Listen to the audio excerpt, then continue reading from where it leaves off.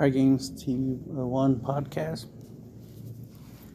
How not to be nervous when you play competitively, or just how to increase your chances of winning a match by not overthinking. Something I notice a lot that tends to happen to players is that they tend to think about it. You tend to do really, really good when you're play testing, right? When you play on Untap, for example, or just play test with your play group or team, right?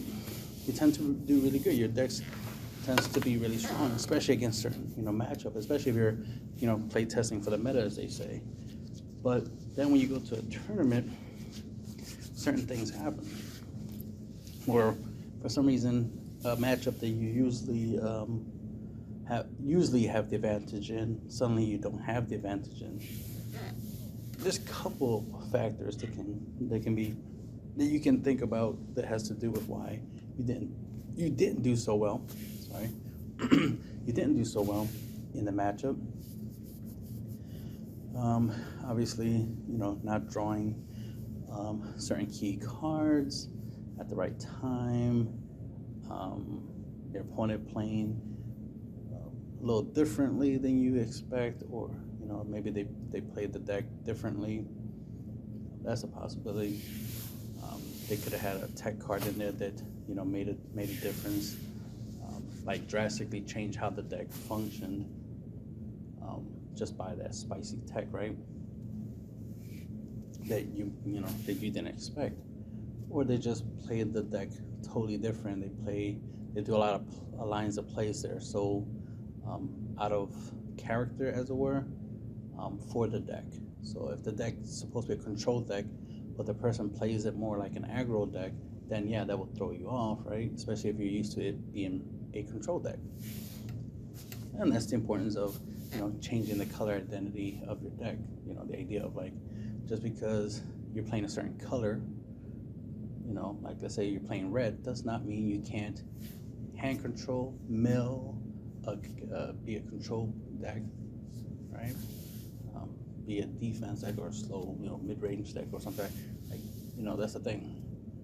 That's one of the things I like to take advantage of, is the idea of, if people are used to a certain color functioning a certain type of way, then I will always try to change that color's identity within the deck. So let's see. Like, for example, if they expect a green deck to be more of a hand control deck, but you build a aggro green deck, or you build a more of a mills type of deck. Like, you incorporate a couple of tech cards in there, right, and to allow the deck to mill. Because I just recently had the idea of play a blue-green deck with these Lord Slug Leader, if I'm right, where you have effects and abilities that make your opponent draw cards, right? So the idea would be to manipulate the top 3 cards of your opponent's deck with Kawasu, the one drop Kawasu that I like to use, to manipulate the top 3 cards of your opponent's deck, and then make your opponent draw. That way, your opponent's not getting good cards. Because typically, part of why you're making your opponent mill is so that way they don't get to their good cards, right? And then for them to run out of cards in their deck, obviously, right? That's the other purpose for milling, is for them not to have access to their good cards to be able to use against you, and to run out of cards to play in the first place. So if you use an effect to manipulate the top 3 cards of their deck, and then make them draw, the bad cards, or the cards you want them to draw, as opposed to the good cards, the cards you don't want them to draw, then that's similar to just milling them out, right? Because the idea is you're just trying to make sure that they have less cards in the deck, but they also are not getting any advantage from that. They're not getting any benefits from that, right? Sorry.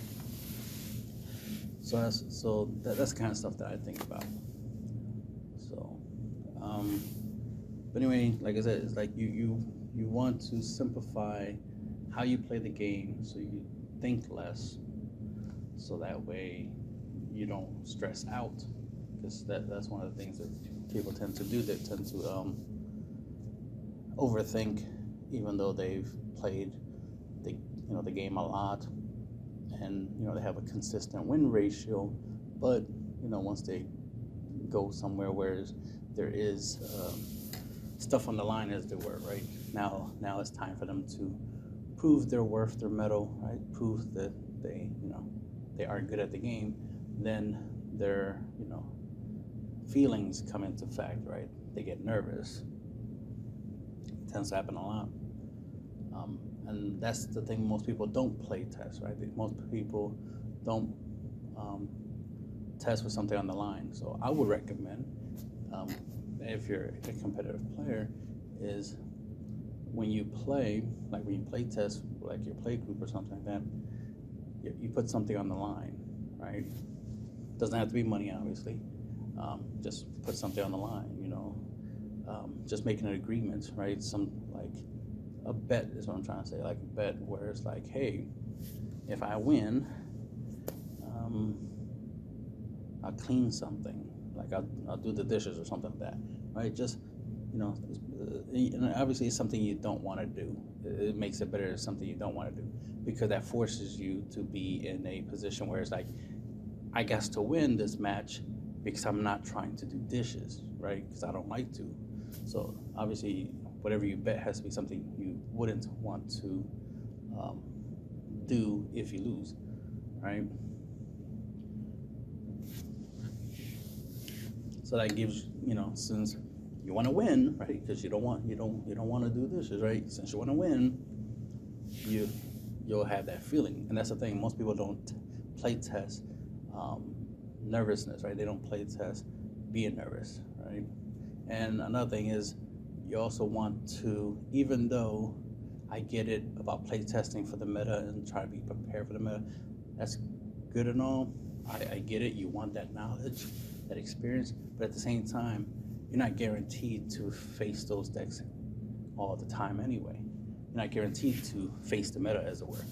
There's a high probability you'll face a lot of rogue decks, right? A lot of decks you haven't come across, certain leaders you haven't come across, which is why it's important that in general, right? In general, you should know what, all the different types of decks that could be made, that you could end up facing, all the cards that exist. It's better to know everything, right?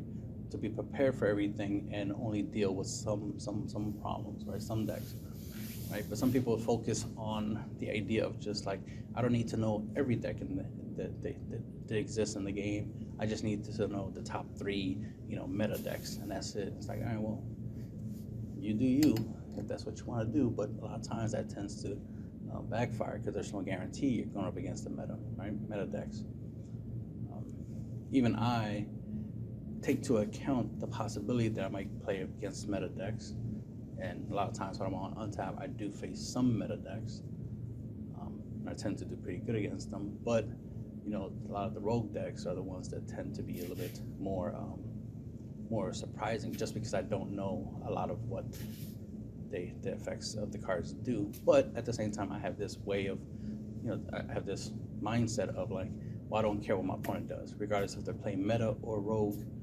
I don't care what they do. All I focus on is their attacks, how many times they can attack me, and focus on defending, because my whole goal is just to always get to my turn. My turn is the most important turn, not my opponent's. I pay attention to my opponent's turn, obviously, and I try to survive the turn, which is all I'm doing. That's my main focus. So it makes it easy for me to play against any deck, because my focus is my opponent's life, how many, defending or surviving their turn, right? And what I'm going to do to, try to win, right? Trying to get to my win con and win the game, and that's all I'm really focusing on. I try to avoid many other things. So there's like card interactions and stuff like that. So I try to avoid playing cards that have to do with card interactions.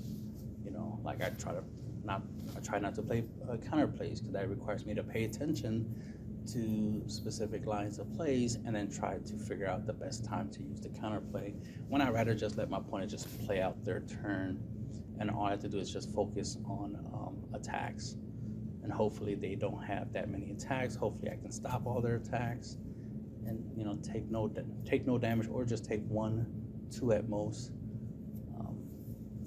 and then go from there. I mean, if you take 3 damage in 1 turn, that's not good.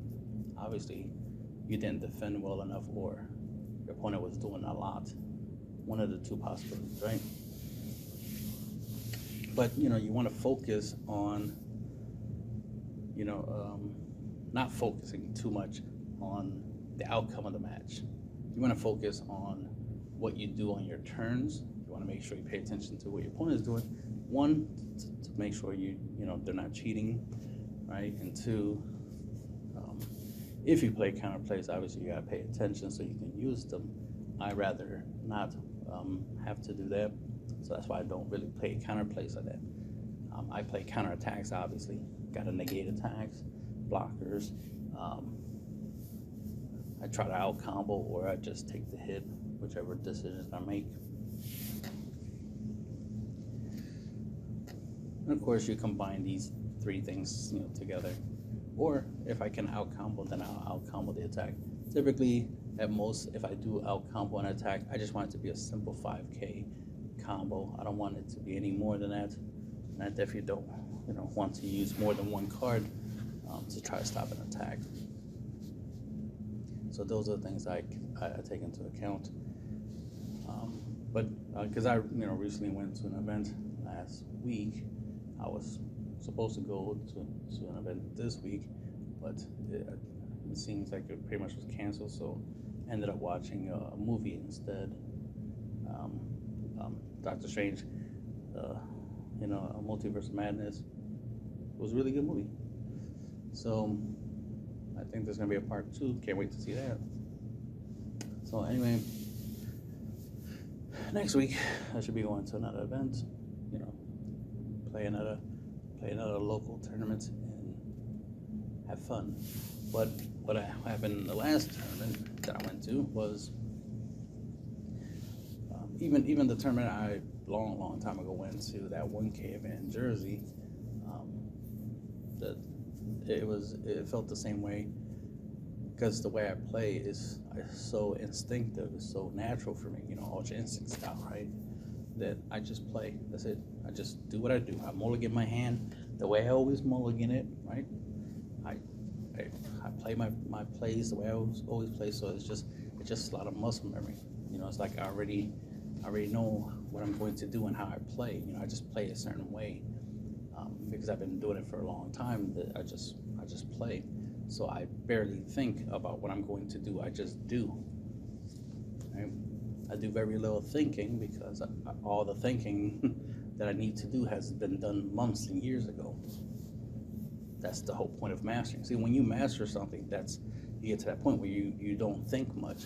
You don't think, you do, right? You just do what you naturally you are capable of doing, what you mastered. It just becomes part of you. So it's natural for me to look at my hand and be like, okay, I'm mulliganing these cards, you know, set up the board, right, shuffle and all that stuff, life, and depending if I'm going first or going second, you know, determines what plays I'm gonna do. Typically, most of my decks, especially if they're aggro decks, I want to go second on average, because usually I will have a turn 1, you know, strategy where I'm just throwing out a whole bunch of attacks, at least 4 damage on turn 1 type of strategy. That's what I tend to try to do, especially if I have Saiyan Scions, you know, Goku Jr., Vegeta Jr., Saiyan Scions. If I have that, just that 1 card, I'm going to swing for about 4 damage on turn 1, because I play the Unison. The Unison is a 10K, the leader is a 10K, right? So that's 2 damage right there. Unless my opponent out combos it with 5K combo power, right? And then I use Saiyan Science -1 ability to bring out 2 10K skillless battle cards. Swing with them. So that's 4 damage off of 1 card. 1 card plus leader, 4 damage. That's simple, straightforward. There's no rocket science in there. It's just was a good logical choice when saying signs became a thing. It's like, that 2 skilluses in the leader and a bodyguard Legic, that's 5 potential damage right there. So play Legic first, of course. Especially if your opponent goes first, right? Because you're going second. If they go first and play a 1-drop and it's not a blocker, bang, bodyguard, charge energy, bodyguard Legic for free, right? Play Saiyan Scions, swing with the Saiyan Scion, do it to -1 ability, bring out 2 skills, swing with the 2 skills, swing with the leader, swing with the 15k Legic. Always save the 15k, Legic for last. If the leader has the draw effect, you want to take advantage of it after the fact. And right there, you can potentially do 5 damage, right? And that's why you swing with the 15k last, because your opponent could awaken once they're at full life, could awaken, and then combo 5k just to stop your bodyguard Legic attack. Which you're okay with them doing it. You already knocked them down, halfway down their life. Now you just have 4 damage left to do. And if for some reason they're incapable of clearing your board and making a comeback, hit you back on a clapback, then you can take advantage of the fact that you have potentially 5 damage to swing at them again the following turn, right? So then you just got to start comboing and do stuff to try to make the attacks go through. You get the idea. So that kind of stuff. So I simplify the game to the point where it's like, I don't have to think much. I just got to have the right cards in my deck, play them at the right time, get the results that I want from them, and then just play the game normally at the most basic level that I got used to playing, and then whatever happens in the game, whatever cards my opponent plays, if it puts me in a position where it's like, what, I can't ignore that is getting in my way. They have a Unison blocker, for example, that's going to get in my way when it comes to my attacks, so I'm gonna need to deal with that Unison blocker, right? So those are the rare occasions where I shift my focus away from my opponent's leader to the Unison or to a battle card. Is when something like that happens, when it's like, oh, I can't ignore that card because that card will be a problem. That card will prevent me from winning if I leave it there for too long, right? So then you have to shift, right? You have to change your game plan. But you should always have a game plan. That way you don't have to think. That way you don't stress out. You don't get nervous. Another reason why most people get nervous and get a little stressed out, is the fact that they're not, it's because they can get into this mindset of, especially if your deck doesn't have a guaranteed win con, you just hope to win by, attacking with a battle card or a leader or a Unison, and then just combo your whole hand into that attack. The fact that your opponent could potentially out combo or do something that will prevent you from winning, like a Heron's Lineage or something, then you're playing the game by luck. You're hoping you get lucky and you have more cards in your hands than your opponent, and your opponent can't stop your attack, and your attack goes through and you win. If you're playing that way, then that makes sense that you're going to be nervous, because it's it depends on the decisions you make, the fact that you make sure you have more cards than your opponent, make sure you you attack at the right time with the right card, whether it be a leader, battle card, or Unison, right? That requires a lot of thinking, right? And that will stress you out, right? That'll put you in a mental state of doubt, and that's the problem, is doubting yourself. If you simplify the game and made it where okay, I'm going to build a deck with a win con, or at least a couple win cons, so as long as I use the card, it should win me the game, and I don't have to think too much about how to win the game or try to get lucky that I have the perfect scenario to win the game. Instead, just have the right card to win, right? So if your win con is catastrophic blow, then you just gotta swing at your opponent, deal as much damage as you can, try to get them down to 1 damage, and hopefully you can play catastrophic blow and win the game, right? Simplify it, right? Make your life easier. And that's the whole point. Make the game easy for yourself, hard for your opponent.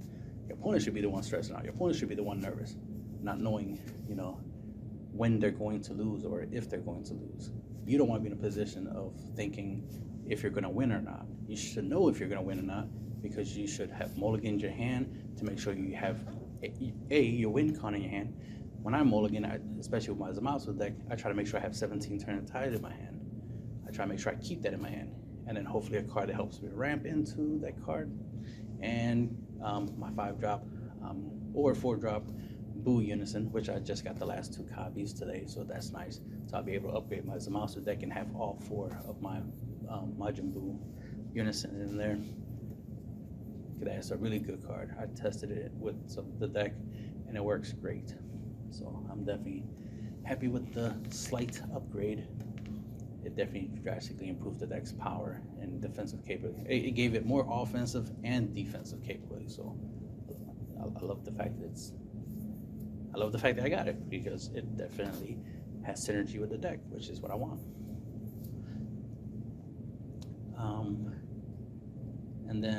And then of course it has, it can be used as a Unison Killer, which is a really good thing. It's good because there's some Unisons I need to kill. Not every Unison needs to be killed. I can ignore a lot of Unisons, but not every Unison I can ignore. Some Unisons gotta get hit. They gotta get killed, right? Sorry, what was I saying? But yeah, you want to simplify the game and have a win con. Like Android 17 Turn Tide, for example. You want to make sure that as long as you meet the condition, which you should make sure the conditions are simple. If like I can win with Android 17 Turn Tides when my opponent has 4 life, just as long as they don't have blockers or some way of getting rid of my battle cards when I swing, right? I can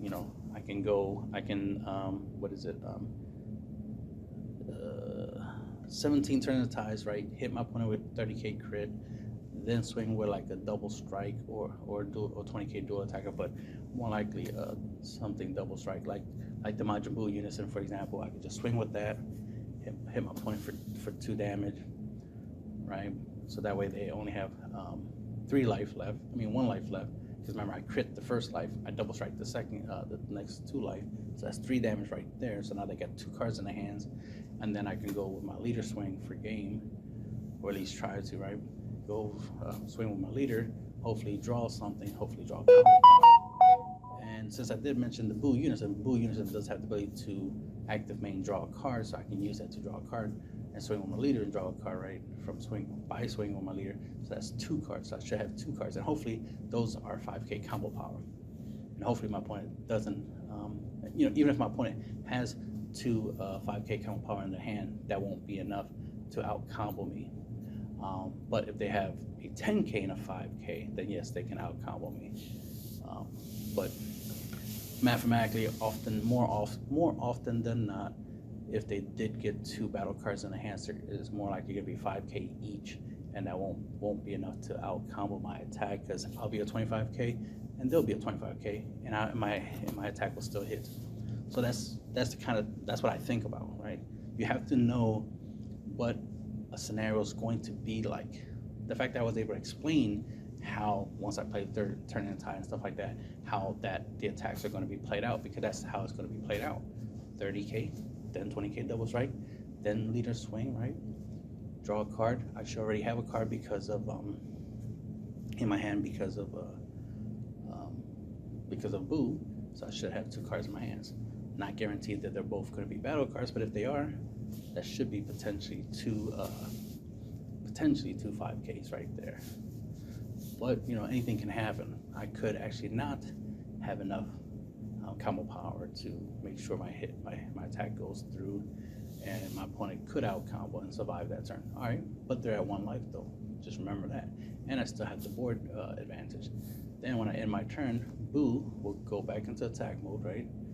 Back into active. I untap the blue energy, and now I have the ability to bottom deck a battle card with his minus ability. I could block because he's a blocker, and I have 1 energy. And if I just so happen to have a negate in my hand or my drop area, which I do play great drop area negates, I should be able to negate an attack. So I have 1, 2, 3 potential ways of defending myself, let alone, how much life I have left, or since I'm also a leader, how much cards I have left in my deck that determines, quote unquote, how much life I have. So that kind of stuff is I keep in mind. So that's the whole point. Is make sure you have a plan on how you're gonna win, the order in which you're gonna win. That way when you play your cards, you should win. Because you planned it all out. It shouldn't be, luck. The way you win should be deliberate, should be on purpose. It shouldn't be by luck, right? That goes with anything in life.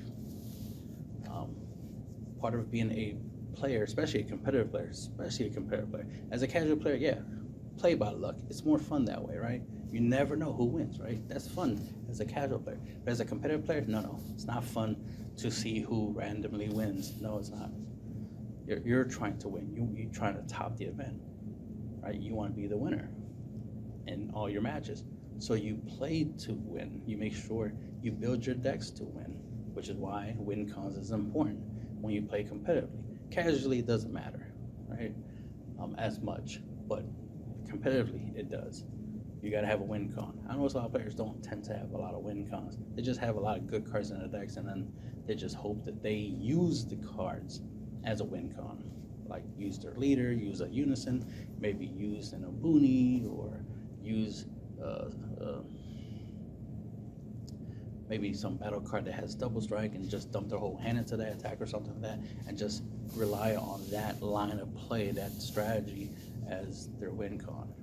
Even though, it's not guaranteed, it's not a perfect strategy. That's the thing. It fails when, one, you have very low hand size, and your opponent's hand size is bigger, so you're never going to be able to prevent your opponent from out-comboing you. So that's a problem, right? Then it's the fact that, depending on if the double strike is like what is it called? Is a battle card. They could use a card to get rid of it, to KO it during the combo step, right? During active battle, right? They could play an active battle card and steal it, like Heron's Lineage, or play something they can KO, or they do an arrival play, which, active battle, right? They can do an arrival play and KO your battle card, or like a SS Blue, Gogeta arrival play and pop your battle card. So now you comboed into the attack, your whole hand, and then it gets popped, and then now your attack didn't go through, and now you're mad because that wasn't really a win con. That was just an attempt at winning the game. That wasn't an actual win con. An actual win con, you'll make sure your win can, if you're using a battle card as a win con, it has deflect, it has barrier, right? Preferably it has more than double strike damage. Or if it has double strike damage, see if it has double strike and dual attack, so that you have 2 chances of dealing the double strike damage, right? So that reduces negates. Because the thing you always have to remember when it comes to winning the game is you got to bypass blockers, negates, out comboing, right? Your opponent's hand size, in order to make sure your attack gets through. There's a couple other little things you can worry about, like your opponent KOing your battle card or something like that during battle, or reducing the damage, right? They might play something that can take away your double strike, so you only deal 1 damage instead of 2, for example. That could be a possibility. So that's why it's important to try to minimize those things as much as possible, right? Make sure they don't have blockers. Try to make sure they don't have energy to tap 4 negates, for like Topo or Oceanus or something like that, or Flying Nimbus or something like that. Make sure that they have less, they're tapped out when you try to go for game. That way it reduces any potential options they have. Make sure their hand size is small, like 6 or less, right? Make sure their hand size is smaller than your hand size. So if you decide to combo, that it'd be hard for them to out combo you because your hand size was way bigger. Those types of factors. Always try, or at least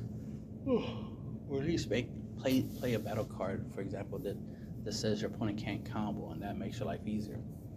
playing stuff that says your opponent can't negate the attack, that makes your life easier.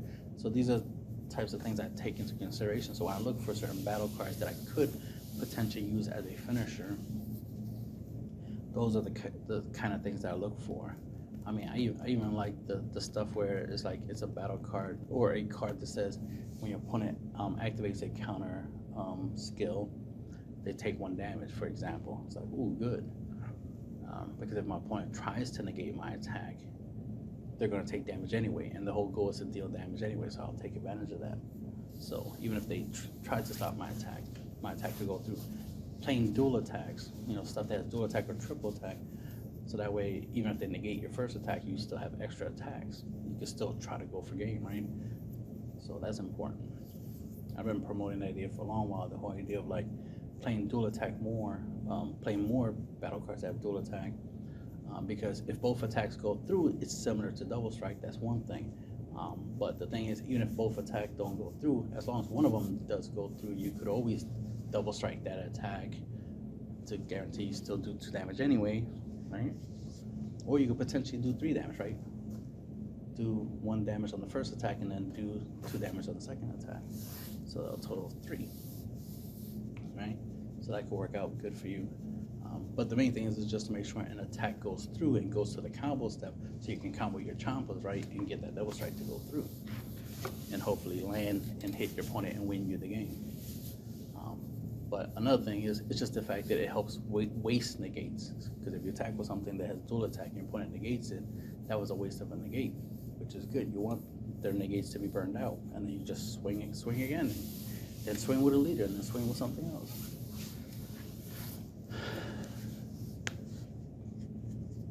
That's why if you have a lot of attacks, you might want to save your dual attack as your last attacker. Just want to attack with everything else first. Your opponent might try to block, negate, out combo all your single attacks, and then it's like, all right, now I'm going with my dual attacker, swing and see if you can go for game. And if they try to negate it, well, you can restand and attack again. You at least get one more shot at going for game. Sorry, and I'm all about trying to get extra chances to deal damage, right? So that's why dual attack comes in is important. That's where cards like Topo and Oceanus and Baby Hatchiak and Violent Rage, Flying Nimbus, so forth and so forth, right? Senzabine, right? These types of cards that help you increase the chances of you surviving a turn, so you get an extra turn. That extra turn is extra attack, so always remember that. An extra leader swing, right? An extra unison swing, because those cards are more likely you're going to stay on the field longer than a battle card would. Because your opponent could always play a battle card or a card that board wipes your board and then swings at you, right? So it'd be hard for you to clap back when they do that. I mean, when I play, I tend to play cards that help me clear my opponent's board of battle cards, and then I just swing at my opponent's leader, and then now I just gotta, my opponent has to put effort to put more battle cards on the battlefield if they want to attack me, right, with battle cards, because they have to put more. So then they're using more resources. So more cards are coming out their hand just to do that. So you always want to make the game harder for your opponent, easier for yourself. That's where board wipe effects come into play. So that's another thing that will help reduce you overthinking when you play competitively, is you playing a battle card, for example, that has a board wipe effect. That way you play it, clear your opponent's board, and then just swing, get some damage in there and end your turn, right? Simple, easy peasy lemon squeezy, right? Don't have to think too much. It's simple. It definitely reduces how much defending you have to do on the following turn, on your opponent's turn, because you clear the board. If you have to think like, well, if I don't KO their battle cards, then they'll use it against me and deal me damage, and I don't have that much defense. I don't have that many negates. I don't even have a floodgate negate to survive. So I need to start directing my attacks to the battle cards, right? And then you might end up in a scenario where you have to combo just to guarantee you kill them. That's another thing, is you attack and then you combo just to increase your chances of killing the battle card, but then your opponent out combos your combo, and then you're like, damn, I'm wasting cards. And then since they still have their battle cards, then they'll just swing at you, on the clapback, and more likely win just because of that. So to make your life easier, Just play something that board wipes. Play a Unison that board wipes. Play a battle card that board wipes. Play an extra card that board wipes. Just wipe the board. Just get rid of their battle cards through skills, and then just swing, right, with your leader and whatnot. So make the game easier for yourself, but harder for your opponent. You always want to move forward, but always make your opponent step back, right? You always want to make your opponent take a couple steps back in the game while you move forward in the game, right? So you're essentially pushing yourself forward and getting yourself closer to winning by pushing them back, by setting them back a couple turns, and they have to reestablish a board in order to catch up, right? So if you're constantly clearing the board, it makes it harder for them to establish a board, right? To have field control, and that's why you use board wipes. Board wipes is board control.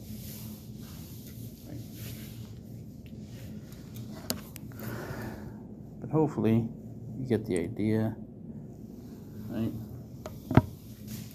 Of you don't want to be overthinking. You want the matches to feel casual, right? To feel fun, not to feel stressful, not to feel like work, not to feel like you're a failure, right? Or you're going to fail.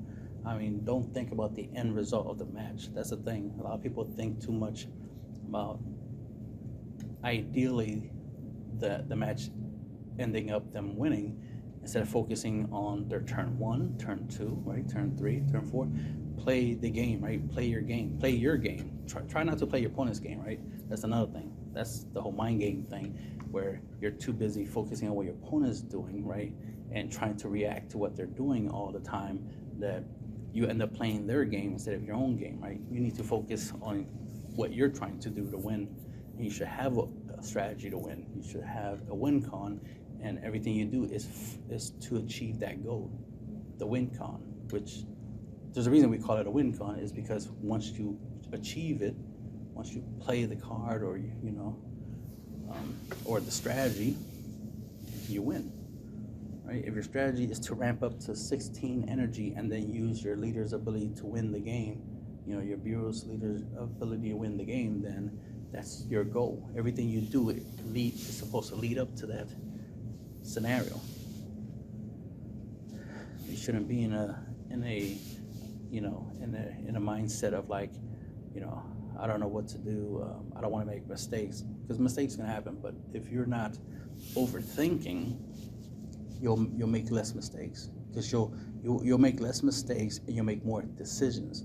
What's important is making decisions, right? Deciding, if you're going to combo or not, if you're going to negate or not. It's important to think, right? Think how many attacks your opponent could do. Could they have overwhelm? Do you want to prepare for that? Can you afford to take two damage on that turn, saving a negate in your hand in case they overwhelm, or in case they just manage to play something else to try to swing at you with?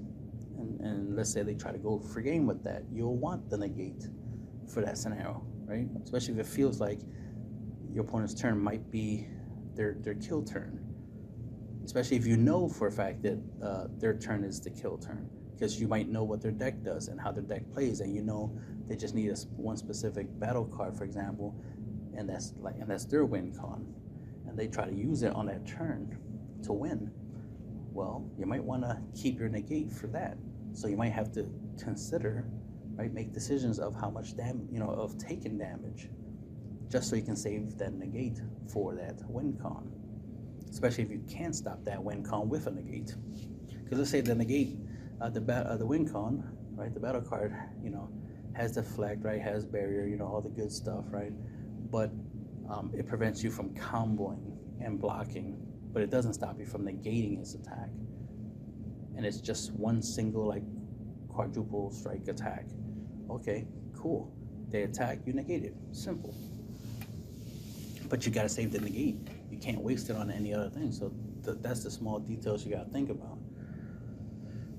But other than that, most of the time, if your opponent swings with like their leader to your leader, 5k combo power is usually enough to out combo the attack. If they say no combo when they attack with the leader, just 5k and boom, you don't take damage. But sometimes you might want to take the damage. That's where you want to put a lot of your thoughts into, is defense. You don't want to put too much thought into attacking. Attacking should be simple. Attack, no negate. No combo. Attack, no combo. Attack, no combo. Right? Unless you want to force your opponent to try to out combo your attack. But if you pretty much can tell, if you're experienced enough, you can tell if your opponent is going to out combo or not. A lot of times you don't need to combo because your opponent is more likely going to take the hit, especially if they have a low hand size. They usually take the hit because they're trying to increase their hand size, which increases their chances of making a comeback. Because they're probably in a losing position if they have a low hand size. So they'll gladly take low hand size, high life count. So they'll gladly take some damage because that increases their hand size, and they can afford to take the damage because they have a lot of life. So those are two factors you got to keep in mind. If they have a low hand size and a lot of life, they're more likely going to take damage. So keep that in mind. So don't overthink and be like, all right, let me combo. It's like, but he has a lot of life. He's more likely going to take the hit, and you're comboing for no reason. And I see that a lot of times. People will over combo, right? They'll combo for no reason. They'll just combo just for the sake of comboing. But that's a bad thing to do. So you're discarding for the sake of discarding, not because there's a purpose, not because you get a benefit out of it. You're discarding for the sake of discarding. Make that make sense, right? So since it doesn't make sense, it don't make dollars, and it don't make you a winner. So make sure you don't combo when you don't need to. Combo when you have to. And I've always been promoting, or for a long time I've been promoting the idea of you want to play stuff where you don't have to combo anyway, the whole no combo strategy. You don't want to waste cards comboing anyway, unless it's defensive, unless you're doing it to defend yourself. There's no need for you to be comboing offensively. All your battle cards, leaders, and unisons, right, should be strong to force your opponent to combo, to try to out combo in order not to take damage. Put your opponent in the defensive position where they're comboing. Don't put yourself in a position where you're comboing offensively. Only combo defensively. So there's that. Like I said, it's just you want to simplify the game. You want to get to the point where you're so used to playing that it's just second nature. So you shouldn't be nervous. But if you notice you have a habit of getting nervous, then you need to practice overcoming your nervousness, right?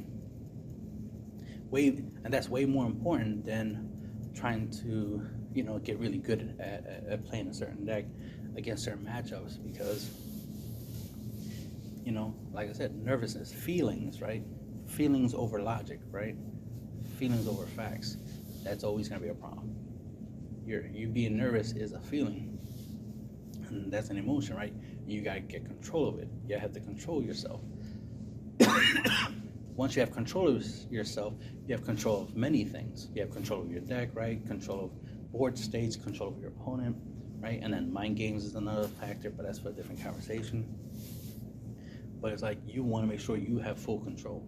You don't, part of being a competitive player is having control, right? You're trying to reduce randomness, right? You're trying to control your matches. That's why you want cards that make things simpler, right? You want the ability to have the exact cards you need at the exact time. That's why mulliganing is important, because that helps you control the randomness of what you get in your hand, or what you're going to play for the game. For the first four turns of the game, right? So your opening hand is very important when it comes to those 4 turns, right? The first 4 turns of the game. Anything after turn 4 is obviously late game. So you're focusing on early game, mid game. So you mulligan based off of that. Early game and mid game. And whatever you draw later, that's late game stuff, right? That's the stuff you'll worry about later. And typically you want to save your negates for later, which is why I always mulligan my negates away more often than not. I tend to mulligan my negates away because I'm not going to need them in the first 2-3 turns. I'm more likely going to need them, after turn 4, so 5 and above is when I'll probably need them the most. But sometimes, I might draw a negate here and there on turn 3 or 4, and might have to use them just so I can get to the next turn, which is, either turn 4 or turn 5. Just depends on the matchup, right? But most games, most matches, on average, they play out pretty much the same way. I've said this many times before, that every deck is the same deck. Like every control deck is the same deck, just different skins, right? Different cards, but it's a control deck. A hand control deck, it's the same deck. It's just different cards that hand control. That's it.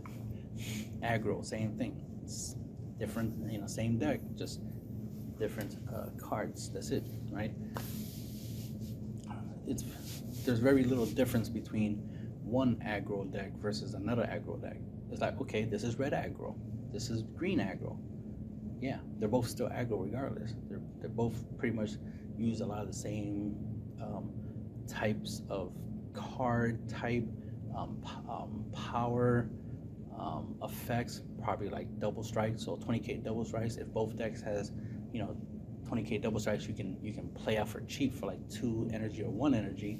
Yeah, they're pretty much the same, just different colors, different characters on the artwork. That's it. But they're the same type of card.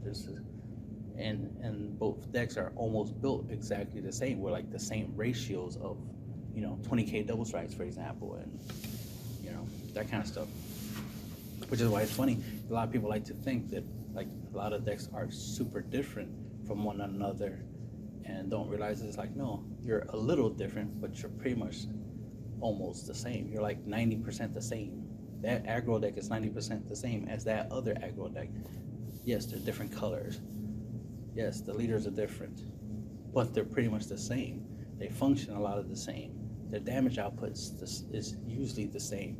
Maybe one can output a little extra damage, 1 or 2 more damage more than the other deck. Fine. That is the slight difference. The slight difference. Not a huge difference, a slight difference. But other than that, it's the same. You're playing the same concept, the same strategy, hoping for the same outcome. Dealing 8 damage as quickly as possible. Whoop-de-freaking-do. You're not doing nothing special. You're not reinventing the wheel. You just put rims on the wheel. That's all you did. You put different tires on the wheel. It's still a wheel, right? And that's the point I'm trying to make. Because I notice a lot of people tend to do that. They'll see a certain deck and be like, oh man, that deck is weak compared to that deck. This, that, they're like, they tend to judge stuff a lot. And it's like, but they're the same though. That deck is not that different from that deck. It's a little different, but it's not that different. Just like humans. Humans are humans. We're all the same in the sense that we're human. We're a little different, right? We got different names. We got different appearances to a certain degree. We have different heights, different body types. But on average, a lot of us are pretty much very similar or the same in many ways. Especially if you're a twin, that's net decking right there. That's a mirror match if you're a twin, right? You're very much the same. But anyway, just try to, have more self-control is what I'm trying to say. Try to have more fun, or at least have the mindset of having fun. Even when you lose, still have fun. Like, that's the thing, because shit happens. Even the best players in any game lose. I always hate seeing that idea of some people trying to make it seem like the best players never lose. It's only bad players, quote unquote, bad players lose. And it's like, no, even the best players in the games lose. They don't always win. There's times where they lose. The thing is, they win more than they lose, and that's what makes them a really good player. But good players do lose. And a lot of people like to think, nah, they're the best, and I'm gonna net deck off of them, so that makes me the best. It's like, no, it doesn't, because even the best lose. Even the best players lose. So you copying their deck is not guaranteed that you'll win all the time. It just means you'll win more than you normally would if you were playing something else. but you'll lose. Just like thinking, oh, this deck is $1,000. It's more powerful than a $20 deck. It's like, well, maybe, but it doesn't guarantee that you won't lose to a $20 deck. You still could lose to a $20 deck because it depends on your opponent. Depends on who's playing the $20 deck, right? Also depends on how the $20 deck functions versus how your deck functions. Because if your deck is a $1,000 aggro deck, right, but the $20 deck is a anti-aggro deck, right, it will beat you. Why? Because it's literally your kryptonite, and it only costs $20 to beat your $1,000 deck because it's literally designed to be able to beat your deck. So it depends on the decks and the people who play. It determines the outcome of a match. This is why we actually play games. This is why we duel. This is why we play against each other. This is why it's not a solitary game. It's a two-player game for a reason, to determine who wins based off of the player's skills, based off of the decks they're using, right? Based off of effects, based off of the randomness of what they draw and decision making, and so many factors. And that's the thing, because there's so many different factors that they're in play when y'all battling. That's why y'all have to battle, just to see who wins, to see which deck is the best deck to, and not only that, to see which one's the best player of such deck, and so forth and so forth. There's some matches where some people be like, this is an easy match for this person and this deck, but then when they battled, they saw, oh no, it wasn't easy. It wasn't a one-sided battle. The battle could have went either way, and it did, or whatever, right? And that's the end of the podcast.